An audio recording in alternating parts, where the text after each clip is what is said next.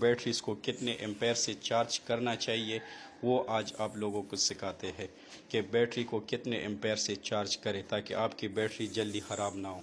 तो सबसे पहले आपने ये देखना पड़ेगा कि आपकी बैटरी कितनी एम्पेयर आवर की है। तो सबसे पहले ये 230 एम्पेयर आवर की बैटरी है, तो आपने 230 को 10 पर तकसीम कर देना है। जब आप 10 पर तकसीम करेंगे तो ये आएगा 23 एम्पेयर। तो आपने इन्वर्टर में 23 एम्पेयर दे देना है। 23 एम्पेयर पर या 25 एम्पेयर पर आप लोगों ने इन्वर्टर सेट कर देना है कि 25 एम्पेयर की करंट से ये बैटरी चार्ज कर सके, क्योंकि ये बैटरी सारी सीरीज़ में लगी है तो एम्पेयर 25 ही रहेगा। अगर ये बैटरी सारी पैरेलल में लगी हो तो आप लोगों ने फिर इसको 100 एम्पेयर से चार्ज करना है, क्योंकि सीरीज़ में सारे एम्पेयर हर जगह पर एक जैसे होते हैं। तो आपने इसमें 25 एम्पेयर सेट कर देने हैं। अगर आप लोगों को ये तरीक़ा समझ नहीं आ रहा तो आप लोग जिस कंपनी की बैटरी भी ख़रीदते हैं तो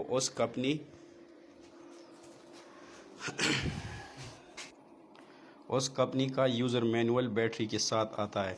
अगर आप कंपनी से कोई भी बैटरी उठाते हैं तो बैटरी के साथ अपना यूज़र मैनुअल ये स्टिकर कार्ड आता है। उस पे हर बल्क चार्ज वोल्टेज एम्पेयर सारे सेट किए हुए होते हैं। उन्होंने बताए होते हैं कि आपने कितने एम्पेयर और कितने बल्क चार्ज और कितने फ्लोट चार्जिंग से ये बैटरी चार्जिंग करनी है। अगर आपके पास ये ओसाका की TA1200 बैटरी है 125 एम्पेयर आवर, तो आपने इसको 20 एम्पेयर से चार्ज करनी है।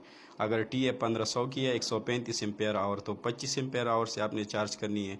और अगर आपके पास 1800 ओसाका बैटरी है तो आपने इसको 30 एम्पेयर से चार्ज करनी है। अगर आपके पास 160 एम्पेयर की बैटरी है। अगर आपके पास सुप्रीम TA200 है तो ये आपने 35 एम्पेयर से चार्ज करनी है। अगर आपके पास सुप्रीम TA2500 है 230 एम्पेयर आवर है तो आपने 40 एम्पेयर से चार्ज करनी है।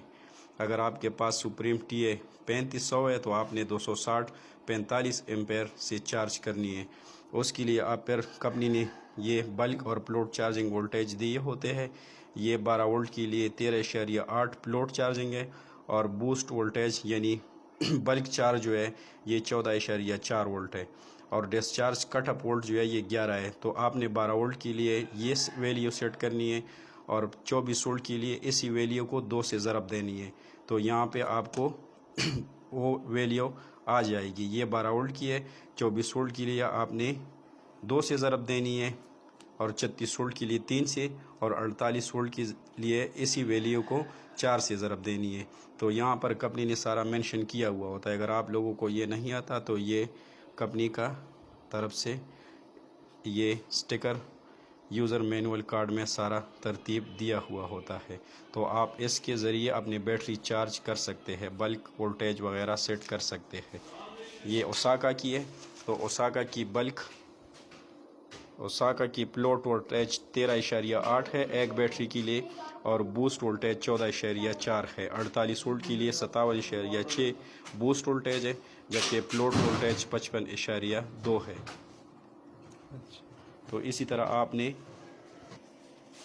इन्वर्टर में क्राउन में 26 नंबर पर बल्क चार्ज वोल्टेज की सेटिंग होती है, जबकि 27 नंबर प्लॉट चार्जिंग वोल्टेज की सेटिंग होती है। बल्क चार्ज वोल्टेज वो वोल्टेज है जब आपकी बैटरी मुकम्मल तौर पर डाउन हो तो आपने कितने वोल्ट से चार्ज करना है उसको बल्क चार्ज कहते हैं। जब आपकी बैटरी 70-80% हो जाए तो कितने वोल्टेज पर आपने चार्ज करनी है उसको प्लॉट वोल्टेज कहते हैं। आइए आपको प्रैक्टिकल अभी सिखाते हैं। ये इन्वर्टर में ये आप उंगली रख के प्रेस करें तो इसकी सेटिंग खुल जाएगी। ये आपने 26 नंबर सेटिंग पर जाना है। 26 नंबर पर ये इसकी प्लॉट चार्जिंग वोल्टेज आपने एंटर दबाना है, इसमें एंटर होना है और फिर इसको आगे पीछे आप बढ़ा सकते हैं।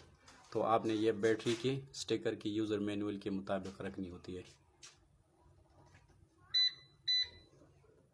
पीछे